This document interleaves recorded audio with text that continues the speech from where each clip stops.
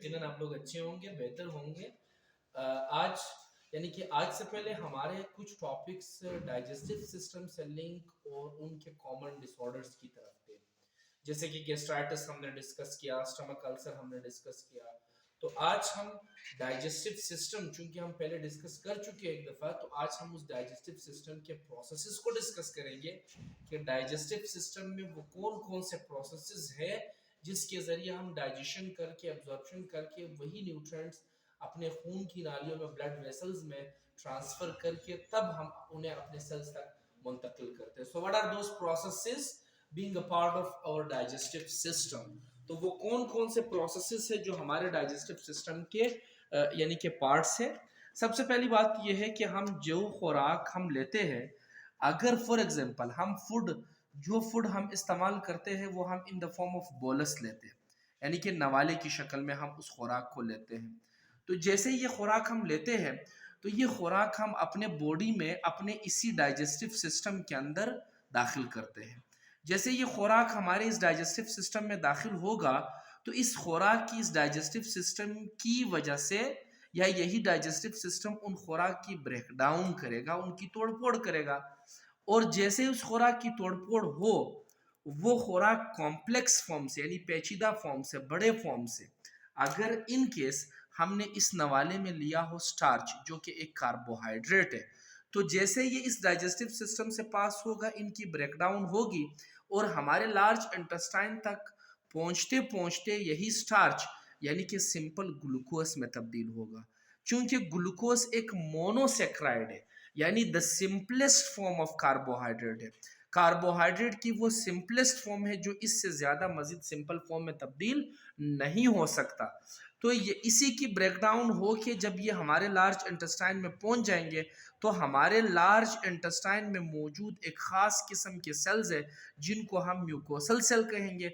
इन्हीं large intestines के जरिए, यानी कि वो उन्हीं म्यूकोसल सेल्स तक, या वही म्यूकोसल सेल्स इस ब्रेकडाउन के बाद जितने भी ग्लूकोज हमारे बॉडी में रिक्वायर है, यही उन ग्लूकोज को क्या करेंगे, एब्जॉर्ब करेंगे। अब एब्जॉर्प्शन वो प्रोसेस है जिसमें खुराक की नाली से, यानी कि न्यूट्रिएंट्स इस खुराक की नाली यानी लार्ज इंटेस्टाइन से पास होके हमारे खून की नालियों में दाखिल हो जाए। लेट्स सपोज ये हमारा ब्लड वेसल है, तो खुराक का इन ब्लड वेसल्स के अंदर, इन खून के नालियों के अंदर दाखिल होना, खुराक की नालियों से खून की नालियों में दाखिल होना, इस प्रोसेस को हम कहेंगे एब्जॉर्प्शन। इस प्रोसेस को हम क्या कहेंगे, एब्जॉर्प्शन। जैसे ही खून की नालियों में यह खुराक दाखिल होगा तो हमारे इन्हीं खून की नालियों से यही खुराक हमारे सेल तक जाके पहुंचेगा, हमारे सेल तक जाके पहुंचेगा। अब चूंकि हम जानते हैं कि हर सेल में मौजूद न्यूमेरस, बेशुमार तादाद में जूते की तरह स्ट्रक्चर्स या सिलेंड्रिकल स्ट्रक्चर्स है जिनको हम नाम देते हैं माइटोकॉन्ड्रिया का, और जो power house of the cell है, जो एक सेल के लिए एनर्जी बनाने का घर है। कैसे? अब जैसे ये ग्लूकोज यानी लार्ज इंटेस्टाइन से एब्जॉर्ब होकर ब्लड वेसल्स में दाखिल हुआ तो ब्लड वेसल से यही ग्लूकोज पास होगा इनटू द सेल, और जैसे ये सेल में पास होगा तो सेल के अंदर मौजूद माइटोकॉन्ड्रिया के पास जाएगा, और माइटोकॉन्ड्रिया इनकी क्या करेंगे, इनकी डिग्रेडेशन करेंगे, इनकी तोड़फोड़ करेंगे। तो जैसे ये इस ग्लूकोज की ब्रेकडाउन हो जाएगी तो ग्लूकोज के ब्रेकडाउन होने की वजह से एटीपी बनेगी, एनर्जी बनेगी। इस एटीपी को, एडिनोसिन ट्राइफॉस्फेट को, इसी सेल के अंदर यूज किया जाएगा और सेल बतौर एनर्जी इसे इस्तेमाल करेंगे। तो इस सेल को एनर्जी देने वाला कौन है, माइटोकॉन्ड्रिया। लेकिन माइटोकॉन्ड्रिया ने किस चीज के जरिए दिया, ग्लूकोज के तोड़ने की वजह से, जिस प्रोसेस को हम ग्लाइकोलाइसिस कहते हैं या फिर सेलुलर रिस्पायरेशन का नाम देते हैं। सेलुलर रिस्पायरेशन वो प्रोसेस है जिसमें ग्लूकोज की तोड़फोड़ हो और ग्लूकोज सेल के अंदर मौजूद एटीपी यानी एनर्जी आपको देता है। तो लिहाजा हम जो खुराक लेते हैं वो खुराक हमारे इसी डाइजेस्टिव ट्रैक्ट से पास होता हुआ कॉम्प्लेक्स फॉर्म से सिंपल फॉर्म में तब्दील होंगे, और सिंपल फॉर्म से खून की नालियों में दाखिल होंगे, खून की नालियों से सेल तक आएंगे और सेल में हमें एनर्जी देते जाएंगे। यही प्रोसेस हमारे बॉडी में होता जाएगा और हमें एनर्जी मिलता जाएगा। लिहाजा इसी प्रोसेस के ज़रिए हमारे सेल्स को खुराक मिलती जाएगी और यही प्रोसेस हमारा डाइजेस्टिव सिस्टम ही कहलाया जाता है। अब अगर हम डाइजेस्टिव सिस्टम में इसी यानी कि यहाँ पे जो जो मरहले हुए अगर हम इनको स्टेप वाइज डिस्कस करें तो इस डाइजेस्टिव सिस्टम में सबसे पहला जो प्रोसेस होता है वो है इंजेशन का। इंजेशन, अब इंजेशन क्या होता है? द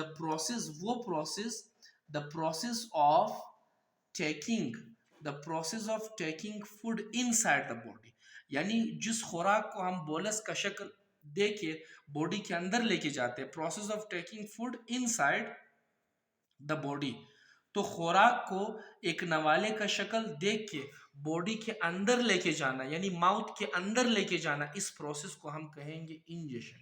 तो सबसे पहला जो प्रोसेस हमारा डाइजेशन में होता है, यानी डाइजेस्टिव सिस्टम में, वो क्या होता है? इंजेशन, जिसमें खुराक हम अपने माउथ के अंदर लेके जाते हैं। देन उसके बाद सेकंड जो प्रोसेस है वो है डाइजेशन। सेकंड जो प्रोसेस है वो हमारे पास क्या है? डाइजेशन। चूंकि डाइजेशन को अगर हम आसान लफ्जों में इसको डिफाइन करते हैं तो digestion is basically the breakdown यानी तोड़फोड़ वाले प्रोसेस को हम क्या कहेंगे? डाइजेशन का नाम देंगे। क्योंकि अब यही डाइजेशन हमारे पास दो तरह का होता है, एक होता है मैकेनिकल डाइजेशन और एक होता है मैकेनिकल डाइजेशन। एक होता है मैकेनिकल और दूसरा होता है केमिकल डाइजेशन। तो जो मैकेनिकल डाइजेशन है, मैकेनिकल से लफ्ज ज़हन में रखना मशीन। तो आपके माउथ के अंदर जैसे खुराक इंजेस्ट हुआ, दाखिल हुआ, तो इस खुराक के इंजेक्शन की वजह से जो है क्या होगा? अब आपका जैसे ये खुराक आपके दांतों के बीच में आए तो दांतों के बीच में अब क्या स्टार्ट होगा? डाइजेशन स्टार्ट होगा। डाइजेशन, कौन सा डाइजेशन स्टार्ट होगा? Mechanical digestion. मैकेनिकल डाइजेशन से मुराद ये है कि च्यूइंग, आप उस खुराक को चबाते जाएंगे और चबाने की वजह से मैस्टिकेशन होती जाएगी। यानी कि मैस्टिकेशन वो प्रोसेस है जिसमें आप चबाने के साथ साथ उस खुराक को दांतों के जरिए, टीथ के जरिए उन्हें छोटे छोटे पीसेस में यानी कि तब्दील करते जाएंगे। तो इस प्रोसेस को हम मैस्टिकेशन का नाम देंगे। और मैस्टिकेशन का जो प्रोसेस है ये भी ब्रेकडाउन का प्रोसेस है, लेकिन इस ब्रेकडाउन वाले प्रोसेस को हम क्या नाम देंगे? Mechanical digestion. इसके बाद इसी माउथ से लेके आपके लार्ज इंटेस्टाइन तक आपके बॉडी में केमिकल रिएक्शंस होंगे। उन केमिकल रिएक्शंस में सबसे बड़ा हिस्सा लेने वाला आपके इंजाइम्स होते हैं। Enzymes are pure globular protein. तो इंजाइम्स बजाते खुद प्योर ग्लोब्यूलर प्रोटीन है in nature. They are biocatalyst biocatalyst होते हैं, ये रिएक्शन को स्पीड अप करते हैं। अगर कोई भी केमिकल सब्सटेंस आपने लिया हो तो यही इंजाइम उनके साथ मिलके उन्हें एक खास केमिकल रिएक्शन के बाद जाके उनको छोटे छोटे पीसेस में यानी कि डिवाइड करेंगे।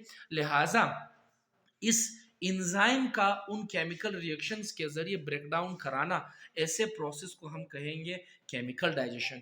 तो अब यही डाइजेशन के जरिए, चाहे वो मैकेनिकल डाइजेशन है या केमिकल डाइजेशन है, कौन सा प्रोसेस होगा? ब्रेकडाउन का, तोड़फोड़ का।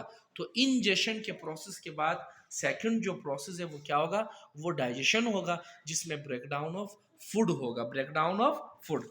इसके बाद अगर हम थर्ड प्रोसेस की तरफ चले जाए, तो चूंकि हमने अपने पहले प्रोसेस की बात की कि जो कि इंजेशन है, हमने सेकंड प्रोसेस की बात की जो कि डाइजेशन है। अब अगर हम अपने थर्ड प्रोसेस की बात करें, so the third process is basically, digestion के बाद क्या है? एब्जॉर्प्शन। तो एब्जॉर्प्शन वो प्रोसेस है जिसमें खुराक यानी हमारे जीआईटी ट्रैक्ट से, जीआईटी ट्रैक्ट से यानी कि हमारे डाइजेस्टिव सिस्टम में मौजूद जो नालियां है, माउथ से लेके एनस तक। अब जीआईटी ट्रैक्ट जो है ये कहाँ से है? यानी कि डाइजेस्टिव सिस्टम हमारे माउथ से लेके एनस तक, यानी कि माउथ से लेके एनस तक, इस रास्ते को हम डाइजेस्टिव सिस्टम या फिर जीआईटी ट्रैक्ट का नाम देंगे। तो इस रास्ते में हमारे लास्ट इंटेस्टाइन को एनस का नाम दिया जाता है। तो mouth to anus digestive system कहलाया जाता है। अब अगर हम बात करें किस चीज़ की? जीआईटी ट्रैक्ट की। तो इस जीआईटी ट्रैक्ट में मौजूद खास तौर पे सबसे ज़्यादा एब्जॉर्प्शन अगर होती है तो वो हमारे लार्ज इंटेस्टाइन के अंदर होता है। हमारे लार्ज इंटेस्टाइन के अंदर सबसे ज़्यादा एब्जॉर्प्शन होती है। और सबसे ज़्यादा जो डाइजेशन होता है वो हमारे स्मॉल इंटेस्टाइन के अंदर होता है। तो स्मॉल इंटेस्टाइन में मुख्तलिफ जूसेस जब खुराक के साथ मिलकर उसे काइम की शक्ल देता है तो वही खुराक हमारे लार्ज इंटेस्टाइन में दाखिल होके फिर उसी खुराक की एब्जॉर्प्शन होती है। एब्जॉर्प्शन का मतलब यही है कि लार्ज इंटेस्टाइन से या फिर हमारे यानी कि डाइजेस्टिव ट्रैक्ट से या जीआईटी ट्रैक्ट से, तो तो जीआई ट्रैक्ट से, ये लार्ज इंटेस्टाइन से खुराक का पास होना और ब्लड वेसल्स के अंदर, खून के नालियों के अंदर दाखिल होना, खुराक का लार्ज इंटेस्टाइन से पास होकर खून की नालियों में दाखिल होना, इस प्रोसेस को हम कहेंगे यानी कि एब्जॉर्प्शन। लेट्स सपोज हमने बाय माउथ फूड, जो खुराक हमने बोलस नवाले की शक्ल में लिया था, अगर हमने कार्बोहाइड्रेट लिया है, कार्बोहाइड्रेट में हमने स्टार्च लिया है, तो ये स्टार्च हमारे इसी डाइजेस्टिव ट्रैक्ट में, जीआई ट्रैक्ट में आके पहले हम दांतों के जरिए से तोड़ेंगे, देन ओसोफेगस में फर्दर, देन स्टमक के अंदर मुख्तलिफ जूसेस जैसे कि गैस्ट्रिक जूस है, पेप्सिन है, वो इनके साथ मिक्स होंगे, देन स्मॉल इंटेस्टाइन तक जाएंगे। स्मॉल इंटेस्टाइन में जाने के बाद वहाँ पे मौजूद पेंक्रियाटिक जूस, वहाँ पे मौजूद बाइल, ये उस खुराक के साथ मिक्स होके उन्हें मजीद यानी कि डाइजेशन की तरफ लेके जाएंगे। और जब ये अच्छी तरीके से डाइजेस्ट हो तो यही खुराक, अब लेट्स सपोज अगर हम बात कार्बोहाइड्रेट के स्टार्च की करते तो ये पॉलीसेक्राइड फॉर्म में था, लेकिन जब ये हमारे इन लार्ज इंटेस्टाइन तक पहुंचता है तो ये सबसे सिंपलेस्ट फॉर्म में तब्दील होता है, और सिंपलेस्ट फॉर्म इनका कौन सा है, इनका ग्लूकोज है। तो अब ये ग्लूकोज इसी लार्ज इंटेस्टाइन से पास होगा इनटू द ब्लड वेसल्स, खून की नालियों में। तो इस सिंपलेस्ट फॉर्म का यानी खून की नालियों में पास होना, इसी प्रोसेस को हम नाम देते हैं एब्जॉर्प्शन का। इसका मतलब लार्ज इंटेस्टाइन से इन्हीं न्यूट्रिएंट्स का खून की नालियों में पास होना, इसी प्रोसेस को एब्जॉर्प्शन कहा जाता है। लेकिन याद रखिए, एब्जॉर्प्शन तब तक नहीं हो सकता जब तक आपके कॉम्प्लेक्स कंपाउंड यानी बड़े बड़े कंपाउंड, अगर वो स्टार्च है तो जब तक वो स्टार्च आपके ग्लूकोज में तब्दील नहीं होगा, यानी वो सिंपलेस्ट फॉर्म में तब्दील नहीं होगा, आपका यानी कि एब्जॉर्प्शन नहीं होगा। एब्जॉर्प्शन का मतलब लार्ज इंटेस्टाइन से इन्हीं खुराक का खून की नालियों में दाखिल होने को कहा जा रहा था। तो एब्जॉर्प्शन उसी वक्त होगा जब ये बड़े बड़े कंपाउंड यानी बड़े बड़े सिंपलेस्ट फॉर्म में तब्दील हो। क्यों? क्योंकि इन खून की नालियों में मौजूद जो होल्स है वो इतने नहीं है कि उनसे बड़े मॉलिक्यूल्स भी खून की नालियों में दाखिल हो जाए, उनकी डिफ्यूजन हो सके। तो एब्जॉर्प्शन के बाद, एब्जॉर्प्शन का मतलब है पास किस चीज का होना, या पास या पैसेज, अगर आसान लफ्ज हम यूज करें, पैसेज ऑफ न्यूट्रिएंट्स यानी ग़िज़ा का पास होना, nutrients into the blood vessels, blood vessels के अंदर इनका पास होना। कहाँ से पास होना? From the large intestine, from the dietary tract, dietary tract के किसी भी पार्ट से, even though that can be from the mouth to, वो माउथ से भी हो सकता है। अब इसके बाद नंबर फोर्थ जो प्रोसेस है, fourth after absorption, ingestion, digestion, absorption के बाद जो फोर्थ प्रोसेस है दैट इज बेसिकली डिस्ट्रीब्यूशन। अब डिस्ट्रीब्यूशन कौन सा अमल है? जैसे ही ये खून की नालियों में दाखिल होगा तो अब खून की नालियों से यही ग्लूकोज कहाँ तक जाएगा? यही ग्लूकोज आपके सेल तक जाएगा। तो खून की नालियों में ग्लूकोज का जाना और वहाँ पे तकसीम होना, डिस्ट्रीब्यूट होना, और उन्हीं ग्लूकोज का फिर सेल के अंदर तक जाना, इस प्रोसेस को हम कहते हैं डिस्ट्रीब्यूशन। तो डिस्ट्रीब्यूशन नाम से ज़ाहिर है टू डिवाइड, यानी डिस्ट्रीब्यूशन नाम से ज़ाहिर है, डिवाइड का मतलब है टू डिस्ट्रीब्यूट यानी तकसीम करना। तो तकसीम कैसे होगा कि खून की नालियों में ग्लूकोज आके इन्हीं खून की नालियों से पास होते हुए आपके सेल तक जाते जाएंगे, और सेल में इन्हीं ग्लूकोज की ब्रेकडाउन होती जाएगी ताकि ये आपके सेल को एनर्जी दे सके, और इस प्रोसेस को हम नाम देते हैं यानी कि डिस्ट्रीब्यूशन। लेकिन एक और बात याद रखिए, जो हमारा फिफ्थ और फाइनल प्रोसेस है दैट इज एलिमिनेशन। ये तो वो खुराक था जो हम सेल तक पहुंचा चुके हैं, जो कि डाइजेस्टेड था, जो कि डाइजेस्टेड हो के एब्जॉर्ब हो के फिर बॉडी में डिस्ट्रीब्यूट हुआ और उन्होंने बॉडी में जाके एनर्जी दी। लेकिन जो अनडाइजेस्टेड फूड है, जो अनडाइजेस्टेड फूड है या अनडाइजेस्टेड खुराक है, उसके साथ एक और प्रोसेस होगा जिसको हम कहेंगे एलिमिनेशन। तो एलिमिनेशन कौन सा प्रोसेस है? एलिमिनेशन जो है वो बेसिकली रिमूवल ऑफ वेस्ट वाला प्रोसेस है, या रिमूवल ऑफ वेस्ट या रिमूवल ऑफ फिसेस। इस रिमूवल ऑफ वेस्ट को हम दूसरा नाम यानी डेफिकेशन भी देते हैं। तो एलिमिनेशन को हम दूसरा नाम डेफिकेशन भी देते हैं।